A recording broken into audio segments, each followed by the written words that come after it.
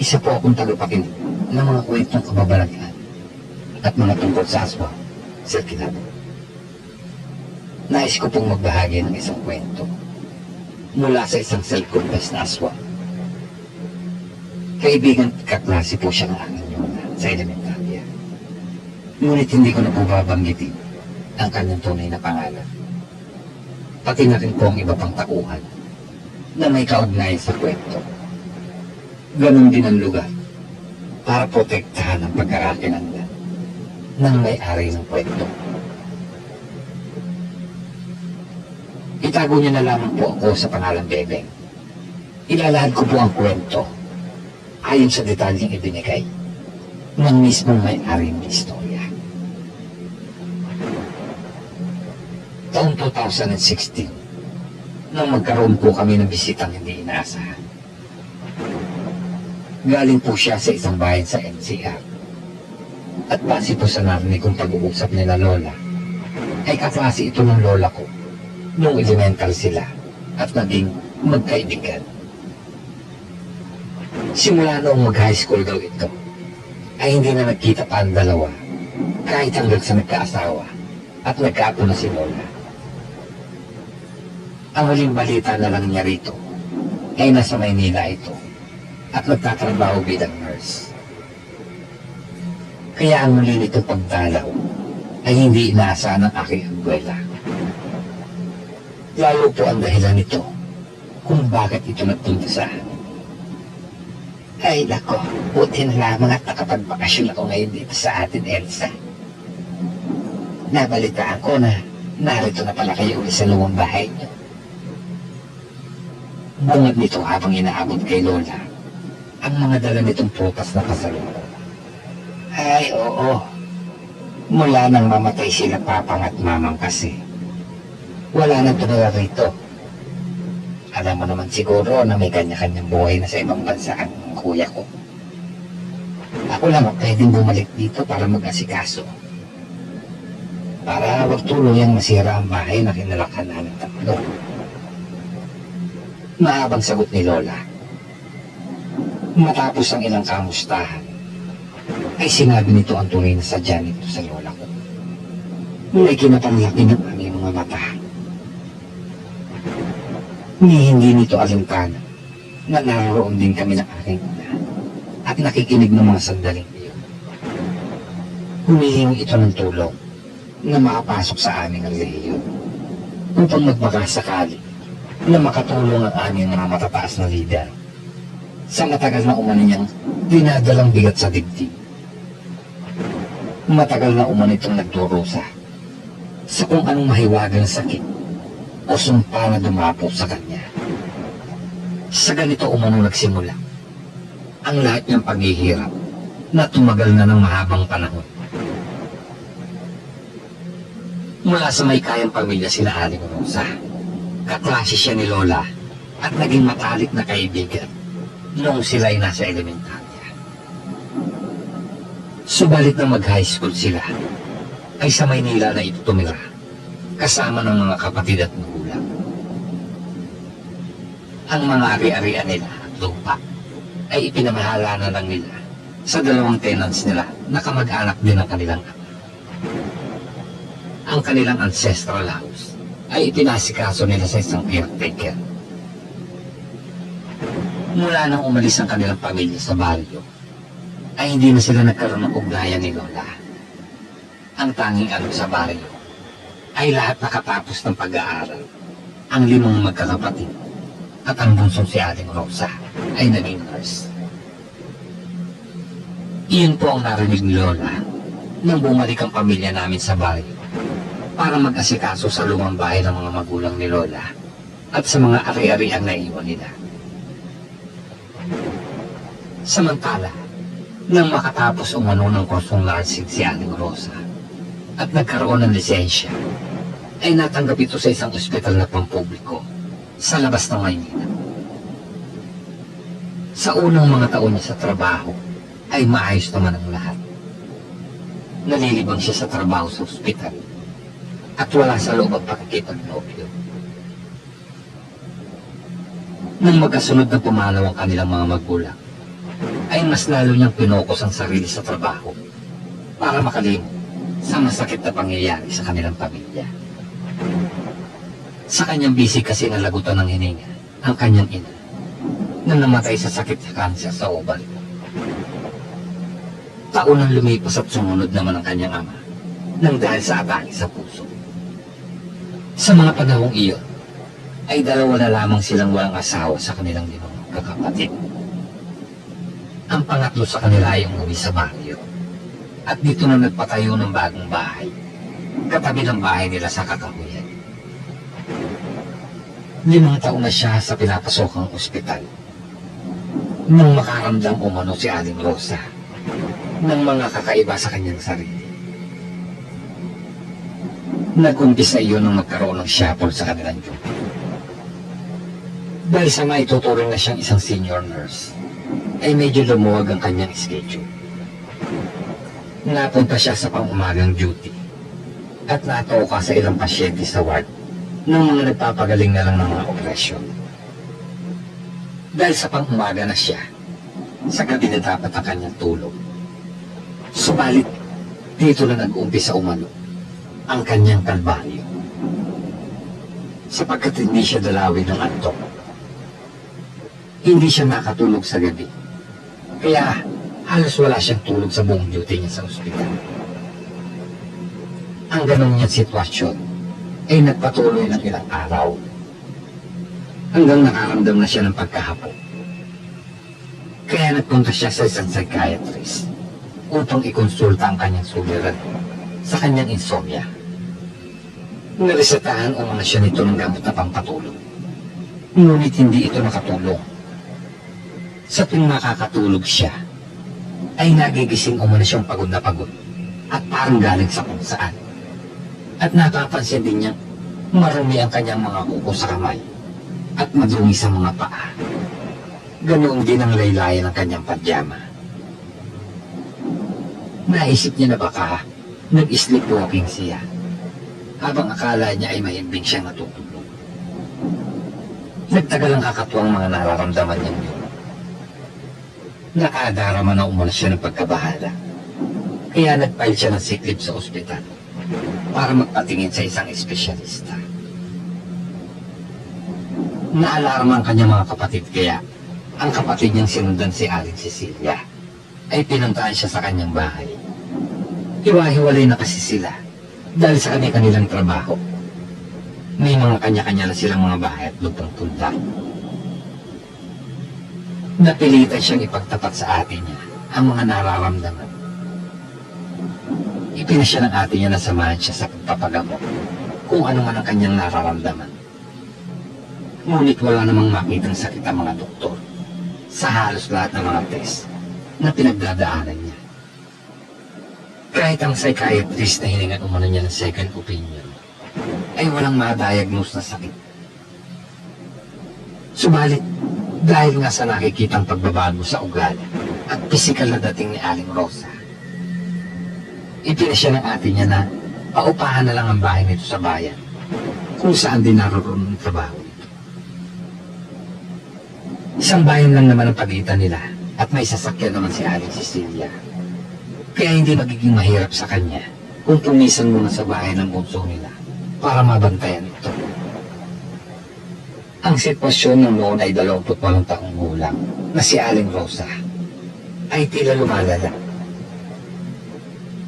Ilang araw pa lamang sa kanyang bahay ang kapatid na si Aling Cecilia nang makarinig siya ng mga nakakakilabot na boses. Parang mga pausap pabulong na ungol sa di niya malaman kung saan, lalo na sa gabi. Kahit uminom na siya ng bagong reseta pagpakalma at pangpatulog, ay waring hindi iyon tumatalab.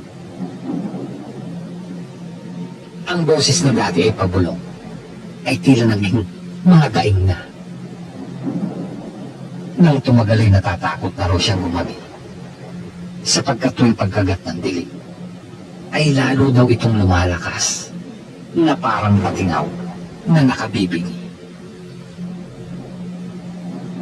Isang gabi ay balisa siyang nakahiga sa kanyang kama, habang ang kanyang ate ay nasa silid naman ito at nagre-repaso ng mga uwing trabaho, ay biglang nanayo ang kanyang balahibo. Nakarinig umano siya na nakakakilabot na tila at paus na tila galit. Nagsasalita ito ng mga salitang hindi niya maintindihan. Pinalaking religyoso ng mga magulang sila Aling Rosa. Kaya dahil sa nakakadama na siya ng takot, ay nagdasal siya ng mahina at pabulong. Ngunit lalo siyang sinalakay ng sobrang sinta. Nang lumakas naman ang tinig na naririnig niya. Nagiging malinaw ang bigkas nito sa mga kakaibang wika na hindi naman niya maunawaan. Naiiyak na tinawag niya ang kapatid na nasa kabilang silid lang. Be, bakit? Paano ka? Nag-aalala umanong tanong sa kanya ng ate nang mabungaran siyang umiiyak at nagtatakip ng tainga. Di mo ba naririnig, ate? May nakakatakot na boses akong naririnig. Parang pinagkalong boses ng matanda at halimaw. Nanginginig daw niyang sabi kay Aling Cecilia. Ha? Boses? Wala naman, be. Wala akong naririnig. Ani ng ate niya. Habang pinapakalma siya ng kapatid, ay lalong lumalakas ang boses na para na raw panaggoy ng isang galit na matanda. Takos na nakakakilabot. Ang pagkakalarawan pa ni Aling Rosa, ang boses ay mahihaling tulad sa boses ng mga demonyo sa mga pelikulang horror. May nakakapanindig na alingaw-ngaw pa raw ito. At sa huli, at tila pahabol na hagok ng halimaw. Tigilan niyo na ako, parang awa niyo na. Sigaw ni Aling Rosa. Ngunit sa halip na huminto ang tinig, ay lalo pa itong lumakas. Sa pagkakataong iyon, ay hindi na siya nakatiis. Malakas din siyang nagdasal ng Ama namin at humingi ng tawad sa Diyos kung may mga kasalanan man siya. Halos maligo na siya sa pawis at luha habang pigil-pigil nang umiiyak na rin kapatid na hindi malaman kung paano hihingi ng tulong sa mga kapitbahay. Hindi nito alam ang nangyayari kay Aling Rosa sa mga sandaling iyon. Hindi niya ito magawang iwan. Hanggang narinig na lang ni Aling Rosa ang tinig na nagsalita ng malinaw at naiintindihan niya. Hindi mo matatakasan ang kapalaran mo. Ani ng nakakatakot na tinig na tuluyang nagbigay sa kanya ng labis na takot. Nahimatay siya sa sobrang sinta. Nang magising si Aling Rosa, ay nasa ospital na siya. Ngunit hindi sa ospital ng mga normal. Dinala siya ng ate niya sa ospital ng mga baliw. Hindi raw kasi siya tumitigil sa kasisigaw at pagwawala. Mabuti na lamang umano at sinaklolohan sila ng malapit nilang kapitbahay. Tinulungan siyang itali ng manipis na kung ang buong niyang katawan kasama ang mga kamay. Napaisip si Aling Rosa sapagkat sa kanyang alaala ay nahimatay siya. Pero sinabi ng ate niya na hindi umano siya hinimatay, kundi nagpatuloy umano siya sa malakas na pagsigaw. Matapos makuha ang ilang impormasyon tungkol sa mga naging gawin niya sa mga nakalipas na buwan, ay inadmit siya sa pasilidad na iyon ng mga baliw. Na-diagnose siyang may bipolar. Tuloy na siyang iniwan doon ng ate niya. Inakala ng lahat ng kapatid niya na nababaliw siya. Sa ospital, ay nagkaroon ng mga weirdong karanasan ng mga attendant at mga nurse mula nung dumating siya. Isa sa mga pasyente roon na maayos na nagagay at hinihintay na lamang na sunduin ng mga kaanak. Nanginginig ang katawan sa takot na nagsisigaw ito isang gabi. Nakita umano nito si Aling Rosa na humaba ang kuko at biglang nanlisik ang mga mata. Naging kahindik-hindik umano ang itsura nito. At dahil doon, ay hindi natuloy ang paglabas nito sa ospital ng mga baliw. May isang pagkakataon naman na nakita ito ng attendant. Nasakmal-sakmal ang isang living out na pasyente. Hindi kasi nakakulong si Aling Rosa at ang ibang pasyente na hindi naman bayolente. Malaya silang nakakagala sa pasilyo ng ospital. At minsan, ay parang normal na tumutulong sa mga gawain doon, tulad ng paglilinis. Kapag naman sa umaga, ay normal na kausap si Aling Rosa. Masinop at malinis sa sarili, at hindi aakalain na may sakit sa isip. Ayon sa mga staff ng hospital, normal na normal ang kilos nito at maayos kausap. Tuwing gabi lamang may mga kakatuwang nangyayari sa loob ng mga ward ng mga baliw. Naiisa lang ang sinasabi. Nakikita nila si Aling Rosa sa kakaibang anyo.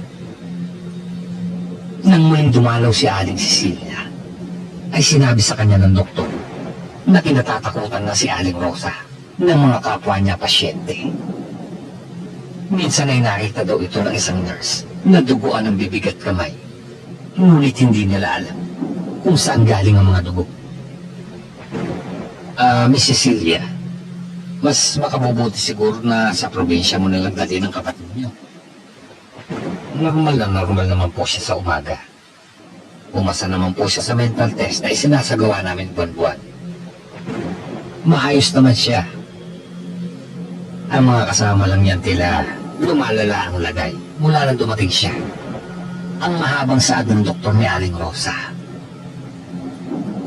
Ipinaalam ni Aling Cecilia sa mga kapatid ang sinabi ng doktor. At nang makarating umano ito sa panganin Lord Seaman, ay sinabi nito, ilabas na lang si Aling Rosa at dalhin sa probinsya. Ne, ilabas mo na lang si Bebe sa ospital. Hindi naman baliw yan. Baka lalong mabaliw pag pinabayaan natin. Ani pa daw ng kapatid nila nang makausap ni Aling Cecilia sa overseas school.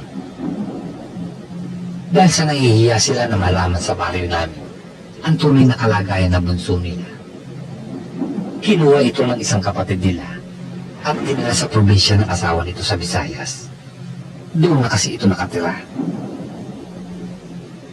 Dahil sa mga reseta ng doktor na pampakalma at dahil din marahil sa tahimik ang probinsya, ay medyo naging maayos si Aling Rosa doon ng mga ilang buwan. Sabi ni Aling Rosa, ay naririnig pa rin niya ang mahiwagang tinig. Pero nagagawa na niyang ikalma ang sarili. Walang nakakahalata sa kanyang kakaibang kilos sa gabi. Ayon kay Aling Rosa, dahil iginawa siya ng sariling kubo doon ng kanyang kapatid at pinadadalan siya ng paggastos ng kuya niya Seaman at iba pang mga kapatid, ay maayos at may kalayaan siyang mamuhay doon. Ngunit pagsapit ng gabi, ay nakakaramdam siya ng sobrang init ng katawan at kakaibang pagkagutom, kahit marami naman siyang kinain sa hapunan. Parang lumalakas din daw ang kanyang pandinig at pangamoy. Minsan isang gabi, ay nagising siya dahil sa malakas na iyakan na naririnig niya. Nang bumangon daw siya, ay nanuot sa ilong niya ang nakakatakam na amoy. Akala daw niya ay sa bahay ng kapatid niya galing ang iyakan. Kinakabahan umano siyang napasugod doon. Pero nagtaka siya dahil sarado na ang pinto ng mga ito at tila tahimik lang natutulog ang pamilya. Hinanap niya ang nag-iiyakan at natuklasan niya sa bahay ito na malayo sa kanila. Nagtaka siya kung paano niya narinig iyon. Isa pa, ay hindi naman malakas ang pag-iyak ng mga naroroon. Sa pakikinig niya, ay parang may isang bagong panganak na naghihingalo sa loob ng bahay. Nang mga taong kasing iyon, ay uso pa ang mga umodrona at hilo sa mga liblib na barangay sa mga nayon at probinsya. Uso pa ang sa bahay lang nanganganak. Hindi tulad ngayon na bawal na. Ayon pa kay Aling Rosa, ay nakadama siya ng kakaibang pagkatakam nang muli niyang malangha ang makatulong laway na amoy na tila napakasarap na pagkain. Pakiramdam niya ay biglang lumutang ang kanyang katawan sa pagkasabik. Hindi niya namalayan na nakapasok siya sa bahay na iyon. Ang ipinagtaka pa raw ni Aling Rosa ay parang hindi siya nakikita ng mga tao sa loob ng bahay. Ni walang sumita sa kanya nang lumapit siya sa sanggol na nakalapag sa papag malapit sa ihigaan ng ina nito. Ang babae raw kasi ay pinipilit pang buhati ng mga kapamilya para madala sa ospital.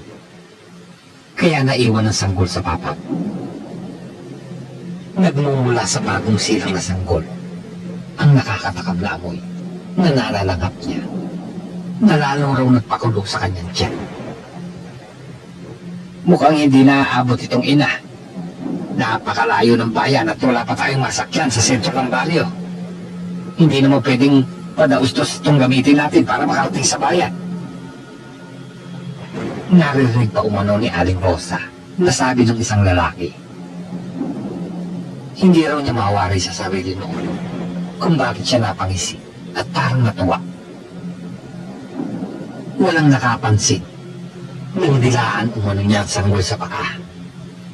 Hindi kumawag ang sanggol nang simulan niyang nagdatin ang paa nito at sipsipin.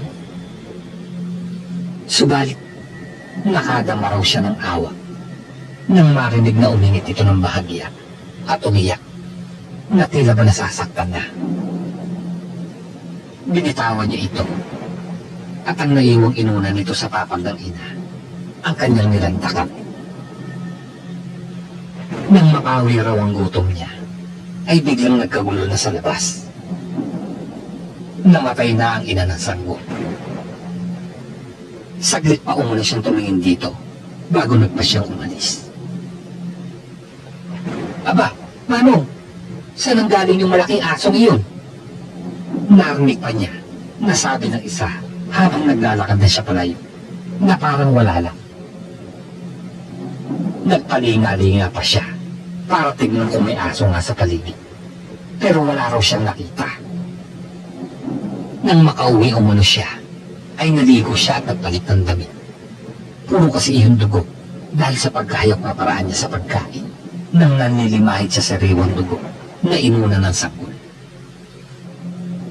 Doon lang niya naramdaman ang pandidiri sa ginawa niya. Hindi niya maisip kung bakit nangyayari yun sa kanya. Umiiyak na muli na lang siyang nahiga at inisip na panaginip lang ang lahat. Kinabukasan, ay tinignan niya ang kanyang sarili. Hindi iyon ang damit niya nang siya ay matulog. Pinuntahan niya ang kanyang batalan upang tignan kung naroroon ang hinubad niyang damit. Napaiyak siya nang makitang naroroon nga ang suot niyang damit bago matulog. Nangangahulugan na hindi panaginip ang lahat. Nagmamadali siyang nilaban ito. Nagsasampay na siya nang marinig niya sa kanyang hipag ang balita mula sa kapitbahay nilang nanganak. Namatay na umano ang ina nito at ang sanggol ay dinala sa ospital ng madaling araw dahil sa pumumutla at nanlalabig na katawan sa ninang sugat sa paa. Sabi pa ni Talia, may aso raw na nakapasok sa bahay ni Sonia at kinain daw ang inunad at muntik na daw kainin ng bata. Ani daw nito sa malakas na tinig. Eh naku, ganun naman ang mga pusa at aso pang nakakaamoy ng malasang dugo. Akala siguro karne yung sanggol kasi amoy dugo pa yun. Naririnig naman niyang sabat ng biyanang babae ng kanyang kapatid. Kaya dapat hindi iniiwan ng nakatiwangwang ang bata na walang balot. Lalo kapag wala pang 3 buwan. Kahit na daga o ipis ay ngangagatin yan Dahil malansa pa, kahit bagong ligo pa yan. Dagdag pa nito, napausal ng dalangin si Aling Rosa na sana ay makaligtas ang sanggol. Nang gabing iyon daw, ay isip siya ng isip kung papaanong naging aso ang tingin sa kanya ng mga tao sa bahay ng namatay nilang kapitbahay. Hindi rin niya maintindihan ang mga nangyayari sa kanyang sarili. Bakit siya nagkakaganoon? Anong sakit ba ang dumapo sa kanya? Nagsimula siyang bagbagin ng konsensya nang mabalitaan niyang namatay sa ospital ang sanggol. Ang sabi ng doktor ay mahina ang bata at kulang sa sustansya. Sinisipan nung nasa ospital ang pamilya ng sanggol dahil sa umano'y hindi pagdadala sa mag-ina sa doktor at umasa lamang sa hilo. Ngunit kahit minangatlat ng konsensya niya si Aling Rosa, ay hindi niya napipigil ang sarili sa tuwing makakaramdam siya ng kakatuwang gutom sa gabi. Hindi naman daw umano gabi-gabing ganoon. Mas maraming gabi na normal lang ang pakiramdam niya. Sa paglalarawan pa niya sa nangyayari sa kanya, ay kapag daw siya sinusupo ng sakit niya, ay saka lamang siya nakakaramdam ng init sa katawan at di mapigilang gutom at uhaw. Isang gabi, ay muli siyang sinumpo umano ng kanyang sakit. Ay muntik na siyang masukol ng pamilya ng kanyang biktima sa kabilang baryo. Ngunit nagtataka siyang sumuot lang siya sa madilim na damuhan, ay hindi na siya nakita ng mga ito. Ngunit hindi niya maipaliwanag sa pamilya ng kapatid niya kung saan at paano niya nakuha ang sugat sa kanyang likod. Tinamaan daw kasi siya ng homemade na baril ng isa sa mga humabol sa kanya. Sa pag-aalala ay sinabi niyang may malaki siyang pigsa sa likod. Mag-iingat ka rito, Rosa. Maglalagay ka ng asin at kalamansi sa mga dingding at bintana mo. Balitang-balita na kasi ngayon sa mga karapid baryo na may gumagalang aswang daw dito sa lugar natin. Bilin pa nito sa kanya. At nang dahil sa pakiwari umano niya, na hindi niya kayang sarili ng lahat, ay sumulat siya sa Ate Cecilia niya at nagtapat. Nang mga panahon na yun, ay may asawa ng kapatid niya at buntis ng 3 buwan. Sagsag ka agad dito at ang asawa sa Bisaya at nag-usap-usap silang 3 magkakapatid at ang hipag at bayaw niya sa ate niya. Napagpasya ng mga ito, nadalhin siya sa isang kilalang albularyo sa kabilang bayan na kilala ng kanilang hipag. Subalit, hindi siya nito natulungan. Hindi raw kasi galing sa hawa o mutya ang kanyang pag-aswang, kundi sa isip. Muli siyang kumonsulta sa doktor sa utak. May nerve daw sa utak niya na nakakaapekto sa kanyang hypothalamus para maglabas ng kakaibang hormone. Ito ang parte umano ng utak ng tao na responsable sa pag-release ng hormone, lalo na sa kanyang pituitary glands. Naisip niya itong marahil ang dahilan, kaya nagkakaroon siya ng kakaibang kakayahan. Natuklasan kasi niya na kaya niyang maglagay ng hipnotismo sa hangin nang hindi niya namamalayan. Ito ang dahilan kaya naiiba ang paningin ng mga tao sa kanya at minsan ay hindi siya nakikita. Nalaman niyang kaya niya itong gawin sa bugso ng takot o sobrang pagkasabik. Sabi naman ng isang naging kaklase niya sa kolehiyo sa Maynila na naging eksperto sa mga paranormal at sa mga brain activities na tao, ay kailangan matutuhan ni Aling Rosa na kontrolin ang mga kakayahan niya para makontrol ang mga pagbabago sa kanya. Sa mga taong nilapitan nila, tanging albularyo lamang ang kanilang pinagsabihan ng kanyang pagkasabik sa laman ng bagong sirang na sanggol. Ang iba ay tanging mga sintomas lang ng kanyang pagkaaswang ang sinabi nila. Ngunit nila hindi nagkakalayo ang mga sinasabi nito sa kanila. Dahil sa buntis ang Ate Cecilia niya at ayaw niyang magawa nito ng masama at ang anak nito sa sinapupunan. Natatakot siyang baka tuluyan na siyang mabisto sa lugar ng hipag niya, ay napilitan siyang bumalik sa NCR. Pinilit niyang maging normal ang lahat. Total ay hindi na siya laging sinusumpong. Pinilit niyang aralin kontrolin ang kakayahan niya sa hipnotismo upang magkaroon siya ng kontrol sa isip kapag susumpungin siya. Hindi na siya nakabalik sa pagiging nurse niya dahil sa takot na magkalit siya sa trabaho.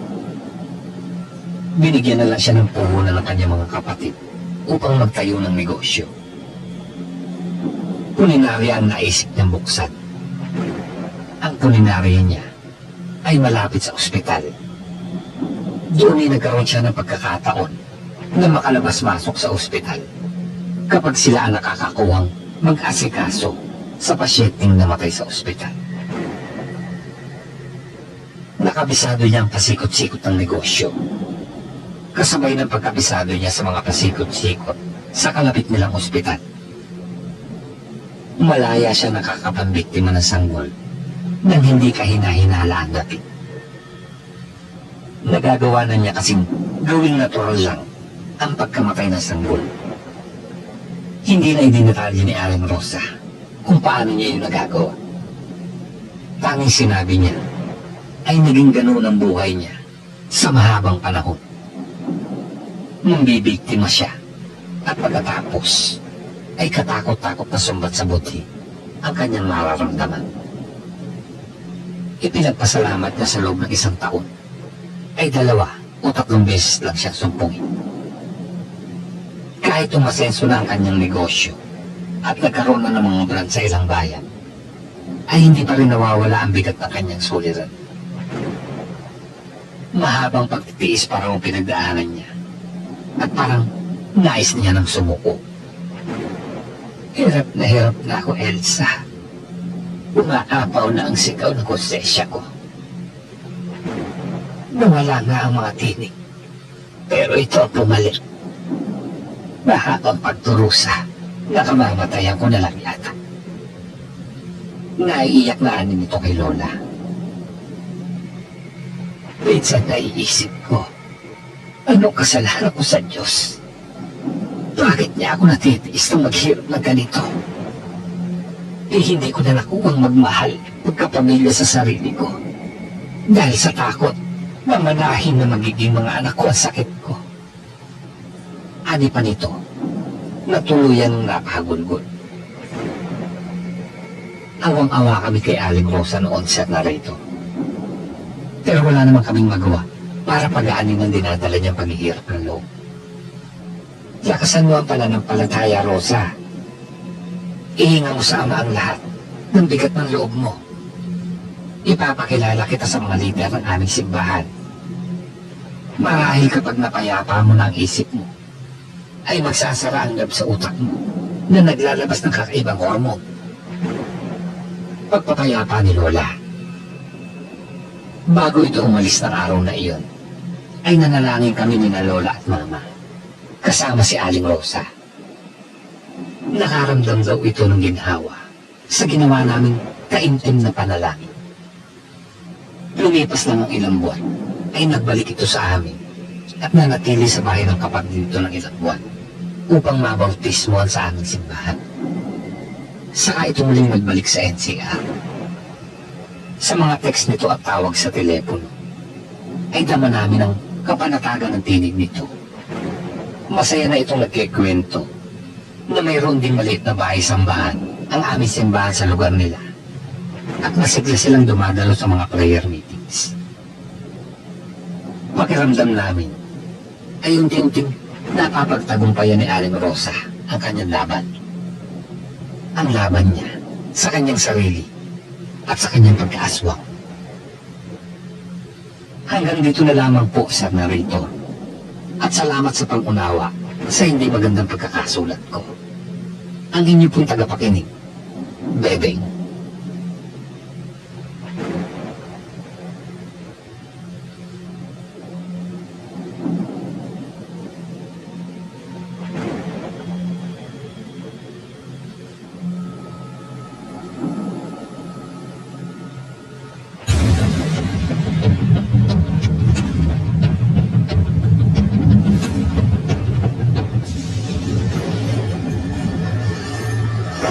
Kailangan